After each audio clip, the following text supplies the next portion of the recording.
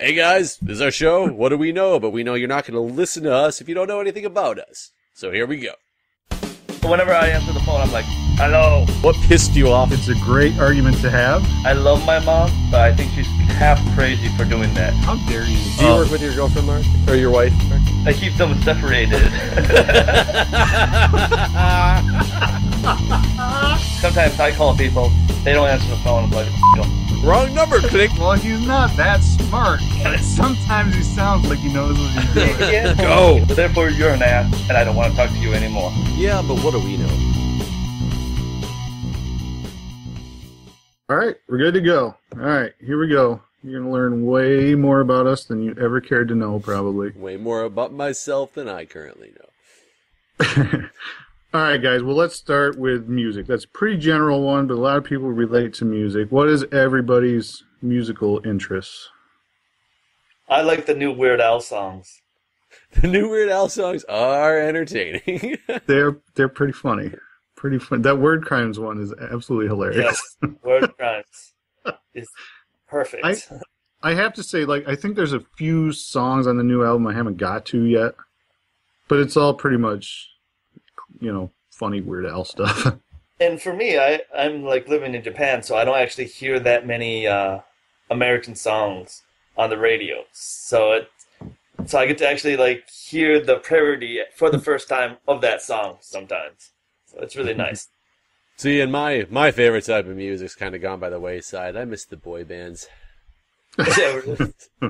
I don't think those have gone by the wayside at all. You still have the One Directions and stuff coming out. That's true. Right. That's true. They are still around. They're still hanging around. Maybe they're just not as entertaining to me anymore, or ever were in the past. Yeah, me personally, I'm pretty much all over the map with music. I've been really into. Have you guys heard of Fits and the Tantrums? I've heard the name. They are really good in my opinion. What genre is it? I don't even know. I guess alternative, but they're not even really rock. They're more pop kind of. Right. And the best part about Fits, punk. the best part about Fits and the Tantrums is when we're done doing this recording, if you guys go to YouTube and look up Fits and the Tantrums, and just imagine Will Ferrell dressing weird and pretending to be the lead singer of a band. That's them. The singer looks so weird and so much like Will Ferrell. For a band I've never actually heard that I can think of, you definitely sold me with that description. So it's hilarious. Their music is really good, but then if you watch them live, that's what it is. You can totally see Will Ferrell. If he was doing some spoof band. Now all we need is a band to go up against them with a lead singer that looks like a washed out John C. Reilly. And they can battle, and it would be I haven't epic. found that band yet. When I do, though, I'll be sure to let you know. Actually, you know what? We touched on Weird Al. Did you guys hear there's a petition to get him to do the Super Bowl halftime now? Yeah, I heard that. I don't know how much traction it's actually getting, but I heard that exists. I wonder if he'll have a wardrobe malfunction. Oh, no. That would be... That would be absolutely hilarious if that happened.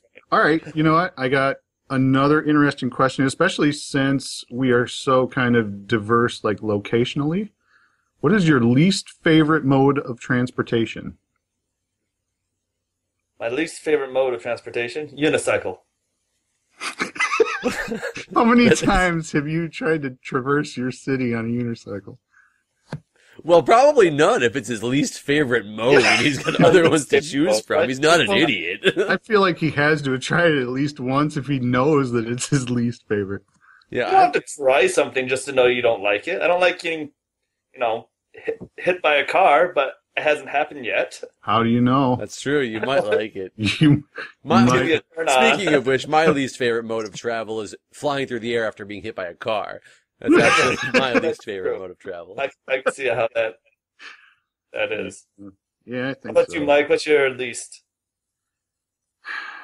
I don't know. As long as I'm getting to my destination, I don't really know how much I care. You know what? Okay.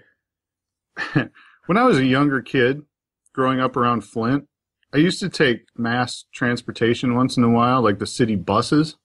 Right. That was always an adventure. It is an adventure. I haven't done that like as an adult, I don't think. If I have, it's been a really long time. But it was always interesting. Mass transportation is an adventure every single time you go out. How often do you meet those different kinds of people? You know, the social outcasts and the people carrying a bag with a head in it. You just don't get to meet those people on a daily basis. Well, for me, like when I lived in Flint, I met those people all the time. However, I could just cross the street, you know? Like, if you're trapped in a bus with them, that's a whole new world, you know? Yeah, you know what I mean? DC is big for mass transit as well, so I'm not nearly as against the mass transit system as I once was because it's a pretty good setup, but I don't like the bicycle drunk trolleys that they have.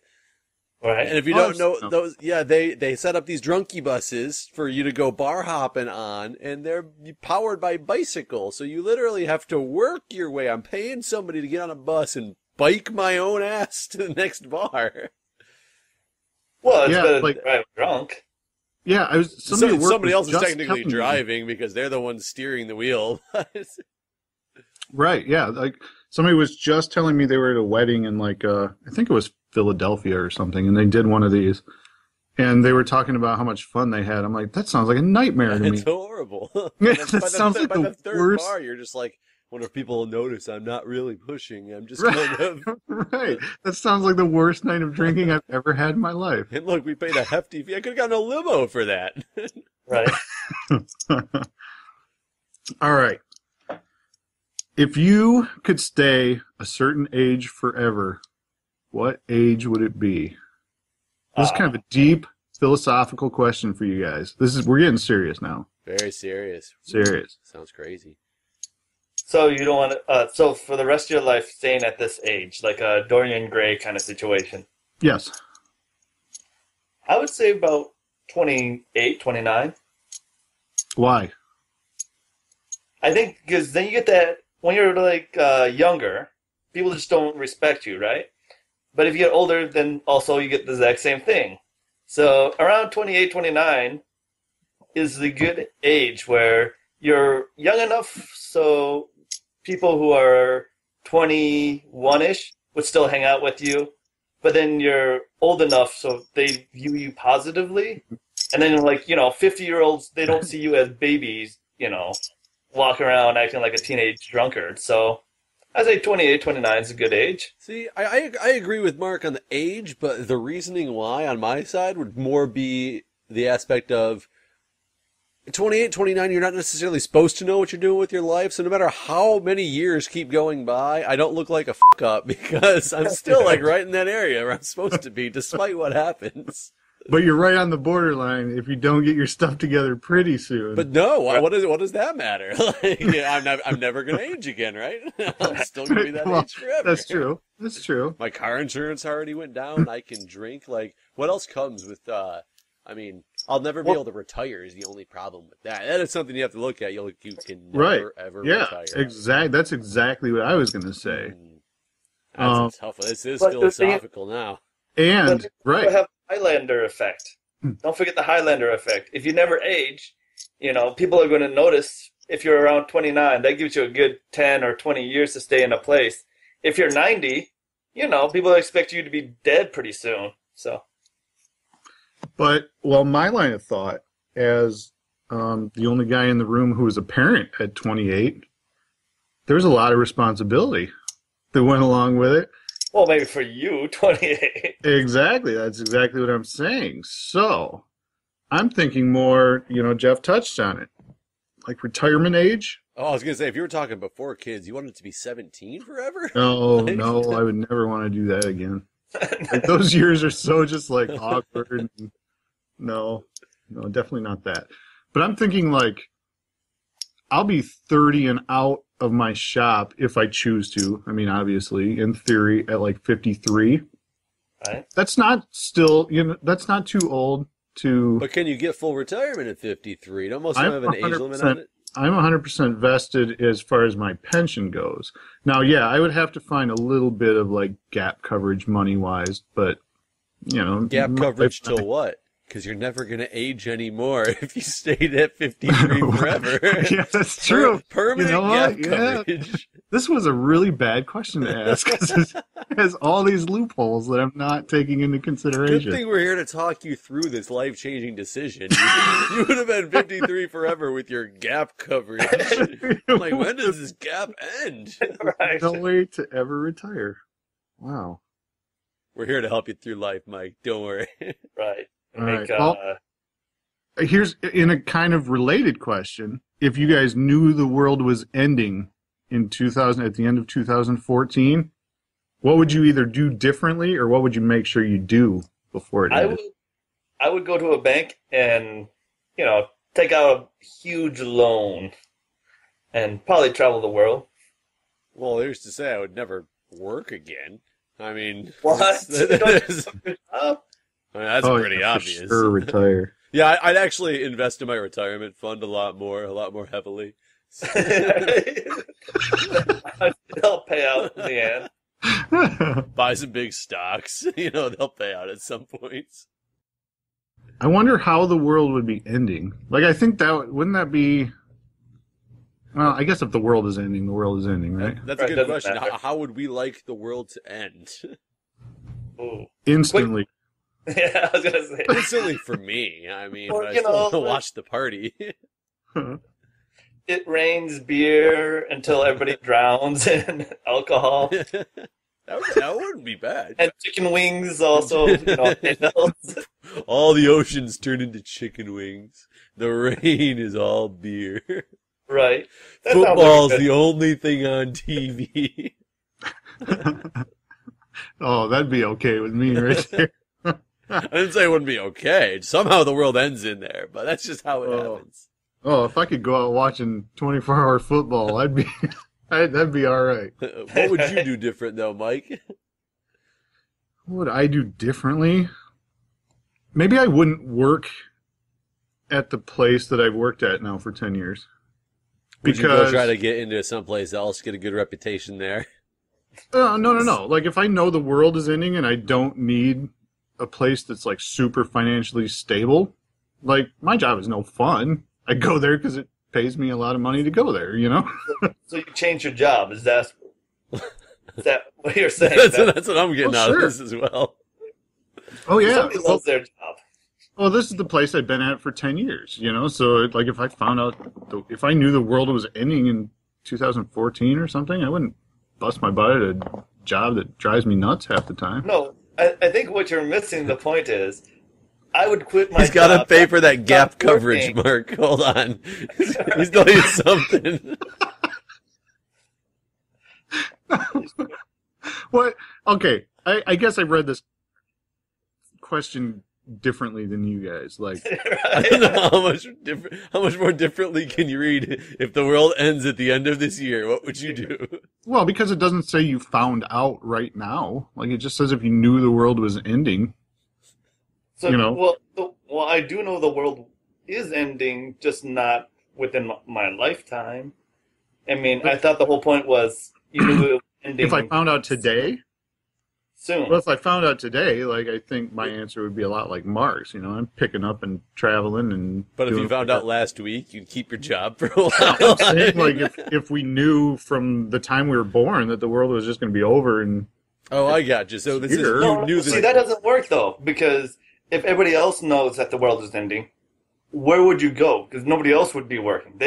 Everyone would be like, F this, and do whatever they want. And then you'd just be a horrible person knowing you're bringing children into this world only for a small few years before they would be destroyed. Right, yeah, I guess a lot would be different if I knew, that long ago. These are way too deep of questions for my only feeble because brain. we make them that way.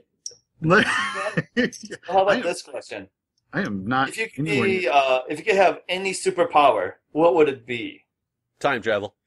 Time travel? Time travel, for sure. Why? I could do anything. No matter what I screwed up, I could go back and fix it. I could also know, like, what's going to happen. Is the world actually going to end at the end of 2014? Like, will I retire comfortably? Gambling too. Could do a lot of gambling. You wouldn't need, you could, so many loopholes to get as much money as you'd ever possibly want to. And then I could be like Mark and relive those 28, 29 years, except the problem is I'd actually be aging while I still relive them. So it'd be like a Back to the Future thing where you can meet yourself. And then, when I thought I was going to die, like when I was old enough, I would probably go back just to cause a paradox to see if it really would destroy the world. Just to satisfy my own curiosity. It might destroy the universe, but hey, I'm curious. You know what? I was going to die anyway. How about you, Mike? I think a new job. I think if I had a superpower, it would be to get another job.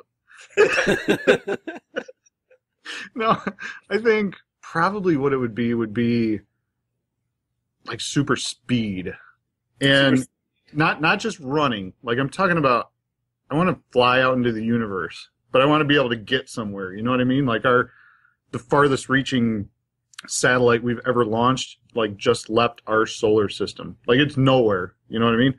So right. I would want to see what else is out there. I guess. I can picture Mike. I'm the fastest thing that exists right now, and it still took me a month to get to Mars. Right. Right, yeah. You definitely need to be able to travel, like, I don't know, 100 times the speed of light or something. Something crazy. Almost like teleportation. No, yeah. This is my answer, but I actually heard this from someone else. Doesn't sound like your answer to me, then. But I mean, I think it's a great answer. It's to change the probability of any event to whatever you want. So let's say you want the Lions to win, which is almost 0 right now. No. How dare you? But if you want the Detroit Lions to win the Super Bowl, you can change that probability to 100%. Or if you want it still to have some excitement, you could keep it at 75%. So you could still have that excitement in life. If you want to have Bill Gates come up to you and give you $1 billion, you could change that probability to 100% if you want.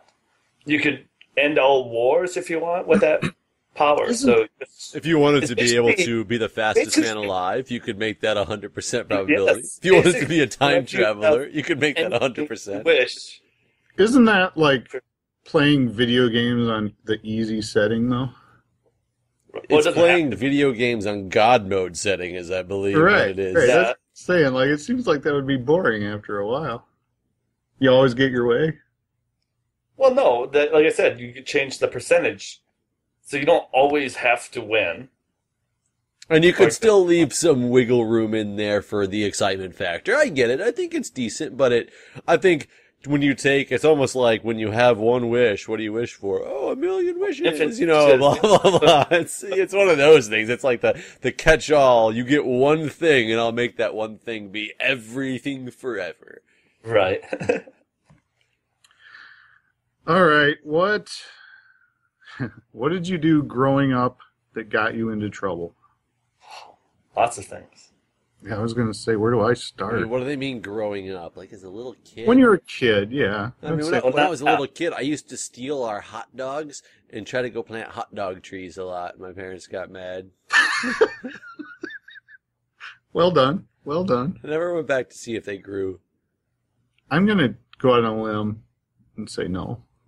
Unless Mark used his ability, Come on, Mark. Power. Give him a little bit of percentage chance of surviving. 1.1%. Well, I was in trouble all the time as a kid, so I'm not even sure how to answer this. I got caught shoplifting at Kmart. Yeah. A handful of times, actually. Sounds like you didn't learn how to do it right. Hello, hooligan. Well, I got away with it a lot of times. I only got caught. What would you say the percentage of you getting away with stealing? Good 95%. Wow, I can believe it though. That's not. I mean, you know where I grew up. Like it was that small Kmart where they didn't even have TV cameras till I was 16 or something. Right. Or security cameras, I mean. So. Yeah, it wasn't a crack security staff they had in there. Yeah. And I think everybody goes through a klepto phase when they're younger, because I went through the same thing. Luckily, I never got caught. I would have been destroyed. I probably didn't do it nearly as much as you did, but my dad being a cop, whew, that would have been a little rough. I was only like 10 or 12 or something like that when I was going through that. I wasn't as old as you were. Oh, well, I was 10, 12, somewhere in there. When you started. I don't know that I continued that on into my middle teen years. You still do it. Don't lie. You see that wall behind him? Stolen from Home Depot. How about you, Mark? I would say what got me in trouble the most when I was younger was forging my mother's signature on not anything really bad except for tests that I didn't do well on. And it's really stupid now that I look back on it, because I used to get in trouble for any grades that I got under a B. And I went to a Catholic school where they had a strange grading system, so it was much harder to get good grades. So I would get like an 80% on a test, and then I would forge my mother's signature because I got a C something at my school. And then I remember when I left the school, they changed the grading policy to match like the rest of the school systems in America. So my brother would get an 80%, and my mom would be like, "Good job." But when I was going through school, I would get in big trouble for getting 80% on a test. So how many times did you get caught doing that? I got caught once, and that was in 7th grade. But I forged it. No, it was in 6th grade where I got caught. In 7th grade, I almost got caught. The teacher said in the middle of the class, "Mark, is this your mother's signature?" And I went up there and I just went balls out. I was like, "Yes, that's my mother's signature." And she was like, "If I called her right now, she would say that she saw this." And I said, "Yes, she would." So she didn't call my mother, but if she did, I would totally got in trouble for not only forging, but about lying about it as well. Unless you cranked up that probability machine. Yeah. I actually, now that you say that, I had a reverse instance of that. I was at a local school. Do you guys remember the high school we used to go play basketball at, Indian Hill? Yeah. Back there in Grand Blanc? Yeah. I was there one night with some friends. Neither of you were there. And a cop showed up and asked us what we were doing. And it was 2 in the morning or 3 in the morning. It was super early in the morning. And we were fairly young. 15, 16, something like that, maybe. And they said, all right, you guys need to go home. I'm not going to take you home, but I am going to call your folks in a half hour and make sure you got home. You need to go home, tell them what you did, and have them be expecting my call. So we were all like, oh no, this can be bad news, So we all went home and woke up our parents and told them what we did. They never called. Suckers! We all got in so much trouble. They never called. Well, I'm surprised you got in trouble, because that was probably just after work for you, wasn't it? Or was that not when you were working night shift? Oh, no. I was 15 or 16 at the time. I was working the night shift at 16. We were going out to that. I was 16 when we started playing basketball over there. We'd be out until 2 or 3 in the morning every morning. When you were 16? Really? Yeah. We were that young? Yep. Right. Maybe this was younger than that. I had the deviation forms that I had to get signed by the school that allowed me to work past 9 p.m., I think it was. Although, you know what? I was older than you, too. Yeah. So I wasn't... I think you still are older than me. I'd have to add it up, but I'm pretty sure. Well, no, I was just thinking when you and I used to play basketball over at Indian Hill. Yeah, you were 17 or 18 at the time. Yeah. So I don't think I was closing a McDonald's at that point. Okay. I just think I snuck out of my house or something. I was going to say, because if that happened to me at 16, I'd be like, okay, you can go ahead and call my parents. They know exactly where I'm at right now. Right. Right. I got lucky. And I might have been that. younger than that. I guess I don't remember. Dude, the closing shift at McDonald's is the greatest thing that ever happened to me, because of the fact that it broke my parents out on the weekends of having a 10 o'clock curfew. Because if I was I'm working until midnight and then we close, we don't get out of there until 1:30 in the morning. it broke them of the habit of expecting me to be home at an early curfew, and it pretty much lifted my curfew as long as I was courteous about letting them know when I'd be home. Like, essentially, it came down to. Well, that job was just fun anyway. It was. Well, talking about McDonald's, what's the worst job? Like, obviously, you probably don't think McDonald's is the worst job you ever had, but what's the worst job you ever had? Mike, don't get depressing. Don't say this one. The worst job I ever had.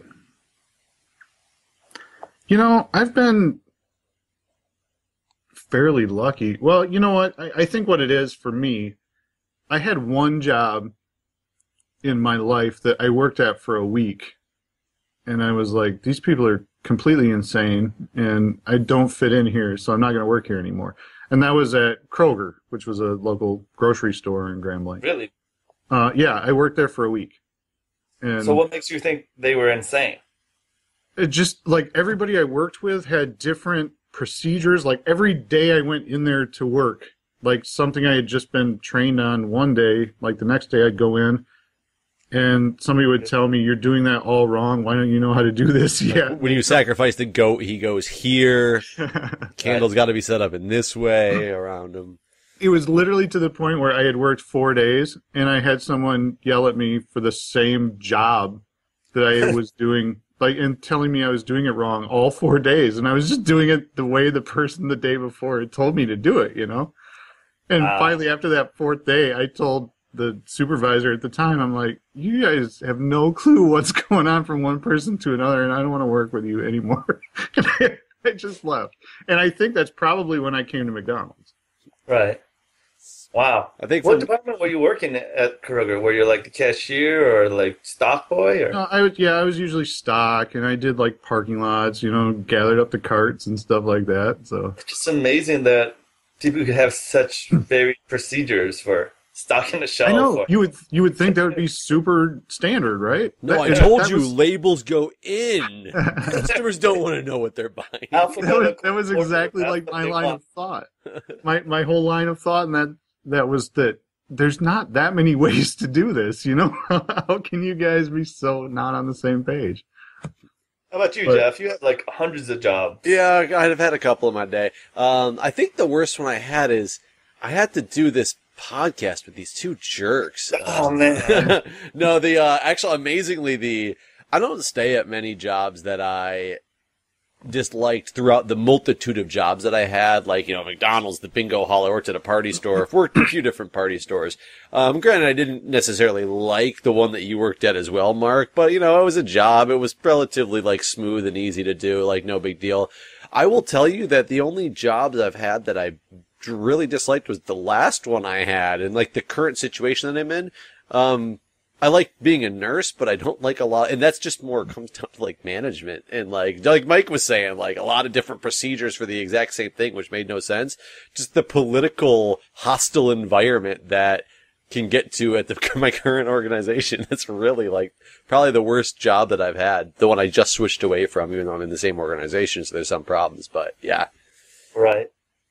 Wow. For me, I understand like having problems with some of your coworkers. When I worked at Myers, I worked with a diverse cast of employees. Individuals. And Myers is a grocery store chain for those who don't know. So I was working at a grocery store, and I'm basically stocking the grocery, and I would work with these different people. And when I worked with the Mexicans, they would tell me really racist things about black people. And I'm just like, and you know, I'm Asian myself, and I'm just like, why are you telling me this?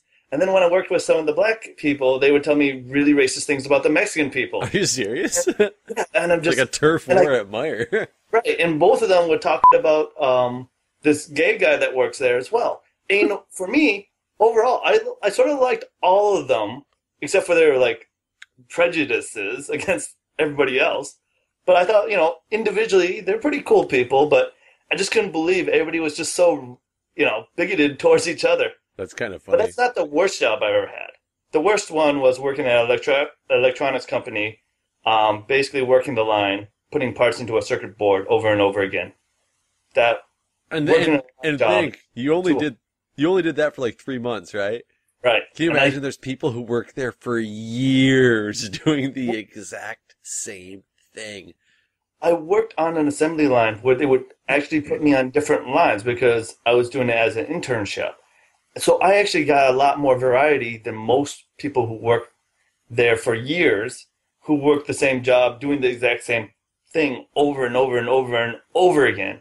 And yeah, for me, I just can't imagine doing a line job for the rest of my life. Wasn't I the only intern that somehow was able to come in there and not have you to gotta work browse the line? Mark and I Bullshit. have worked a lot of jobs together. I'm just now realizing. Like, We got worked a really few. have. Well, and Mark, what you're saying, like I work at a union shop, and it amazes me, like the people who just want those jobs and stay in them. Like there's old guys who work there who have just been doing the same thing for, 30 years of their life. Like, Well, and they're perfectly happy. They don't want to know anything else. They're just happy doing what they do and bringing home a paycheck.